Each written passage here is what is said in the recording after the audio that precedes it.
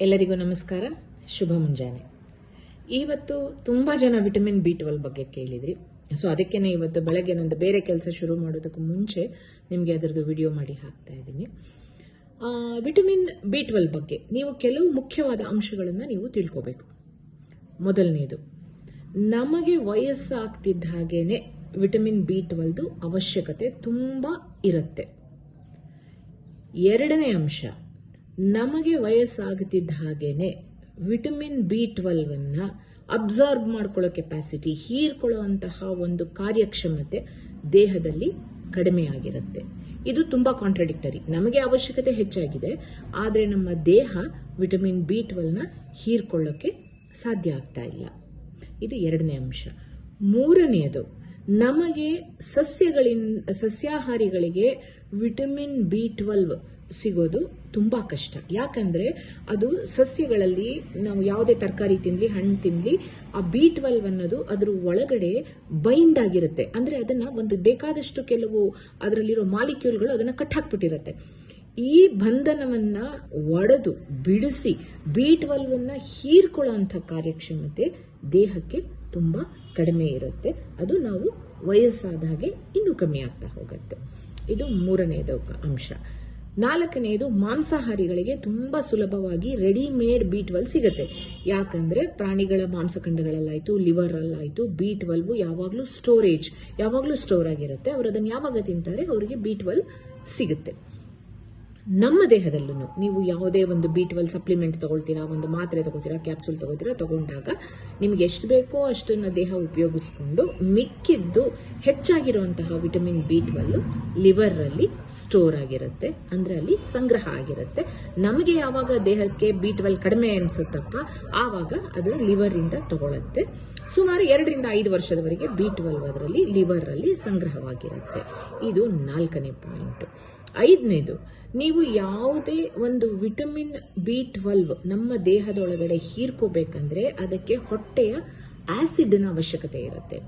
ನೀವು ಅಸಿಡಿಟಿಗಾದ್ರಾಯ್ತು, ಹೊಟ್ಟೆ ಹುಣ್ಣಗಾಯ್ತು, ನೀವು ಯಾವುದಾದ್ರೂ ಈ ಆಂಟಾಸಿಡ್, ರ್ಯಾಂಟ್ಯಾಕು ಆ ಥರ ಈ ಹೊಟ್ಟೆಯಲ್ಲಿ ಬರುವಂತಹ ಆಸಿಡ್ ಅನ್ನ ಕಂಟ್ರೋಲ್ ಮಾಡುವಂತಹ ಔಷಧಿಗಳು ನೀವೇನಾದ್ರು ತಗೋತಾ ಇದ್ರೆ ನಿಮ್ಮ ದೇಹಕ್ಕೆ B12 ಅಬ್ಸಾರ್ಪ್ಷನ್ ಆಗಲ್ಲ, ಅಥವಾ ನಿಮ್ಮ ದೇಹದ ಇದು ಆಹಾರದಿಂದ ನಿಮ್ಮ ದೇಹ B12 ಹೀರ್ಕೊಳ್ಳೋದಕ್ಕೆ ಸಾಧ್ಯ ಆಗೋದಿಲ್ಲ. ಇದು ಇನ್ನೊಂದು ಪಾಯಿಂಟ್. ಇದಿಷ್ಟು ಪಾಯಿಂಟನ್ನ ನಾವು ಪರಿಗಣಿಸಿದಾಗ ಸಸ್ಯಾಹಾರಿಗಳು ಪ್ರತಿದಿನ ತಪ್ಪಿಸದೆ ಒಂದು B ಕಾಂಪ್ಲೆಕ್ಸ್ ಸಪ್ಲಿಮೆಂಟ್ ಯಾವುದಾದ್ರೂ ತಗೊಳ್ಳಿ, ನಿಮ್ಮ ಡಾಕ್ಟರ್ಗಳಿಂದ ಬರೆಸ್ಕೊಳ್ಳಿ. B ಕಾಂಪ್ಲೆಕ್ಸ್ ಸಪ್ಲಿಮೆಂಟ್ ದಯವಿಟ್ಟು ತಗೊಳ್ಳಿ. ಅದರ ಅವಶ್ಯಕತೆ ನಿಮಗೆ ತುಂಬಾ ಇರುತ್ತೆ. ನಾ ಬರೀ ಆಹಾರದಿಂದ B ಕಾಂಪ್ಲೆಕ್ಸ್ ತಗೊಳ್ತೀನಿ ಅಂತ ಅನ್ನುವಂತಹ ಒಂದು ವ್ಯಾಮೋಹಕ್ಕೆ ಬೀಳಬೇಡಿ. ಇದು 3ನೇ ಪಾಯಿಂಟ್. ಆಮೇಲೆ ಇನ್ನೊಂದು, ಕೆಲವು ಆಹಾರಗಳಲ್ಲಿ ಬೇಕಿದ್ರೆ ನಿಮಗೆ ನಿಮ್ಮ ಮನಸ್ಸಿನ ಸ್ಯಾಟಿಸ್ಫ್ಯಾಕ್ಷನ್ಗೆ ಆಹಾರ ವಿಟಮಿನ್ B12 ಹೆಚ್ಚಾಗಿರುವಂತಹ ಆಹಾರಗಳು ಯಾವುದಿದೆ ಅಂದ್ರೆ ಹಾಲು, ಮೊಸರು, ಚೀಸು, ಪನೀರು, ಈ ತರ ಹಾಲಿಂದ ಎಲ್ಲ ಪ್ರಾಡಕ್ಟ್ ಅಲ್ಲೂ B12 ಇರುತ್ತೆ. ಅದಲ್ದೇನೆ ಈ ಬ್ರಾಕೋಲಿ, ಪಾಲಕ್ ಸೊಪ್ಪು, ಹಣ್ಣುಗಳು, ಸುಮಾರು ಥರದ್ದು ಹಣ್ಣುಗಳು, ಆಮೇಲಿಂದ ಆಲೂಗೆಡ್ಡೆ, ಮಶ್ರೂಮು, ಇದರಲ್ಲೂ ಎಲ್ಲ B12 ಇರುತ್ತೆ. ಇನ್ನೊಂದು ತುಂಬಾ ಮುಖ್ಯವಾದ, ನಮ್ಮ ಸಸ್ಯಾಹಾರಿಗಳಿಗೆ ಮಹಾರಾಜ ಅಂತಂದ್ರೆ ಹೆಸರು ಕಾಳು ನೀವು ಪ್ರತಿದಿನ ತಗೊಳ್ಳಿ. ಆಯುರ್ವೇದದಲ್ಲಿ ಈ ಕೆಲವು ಆಹಾರಗಳನ್ನ ಪ್ರತಿ ದಿವಸ ಸೇವಿಸುವಂತ ಆಹಾರಗಳು ತಗೋತಾ ಹೇಳ್ತಾರೆ. ತುಪ್ಪ, ನಲ್ಲಿಕಾಯಿ, ಜೇನುತುಪ್ಪ, ಹೆಸರು ಕಾಳು ಇದರಲ್ಲಿ ಬರುತ್ತೆ.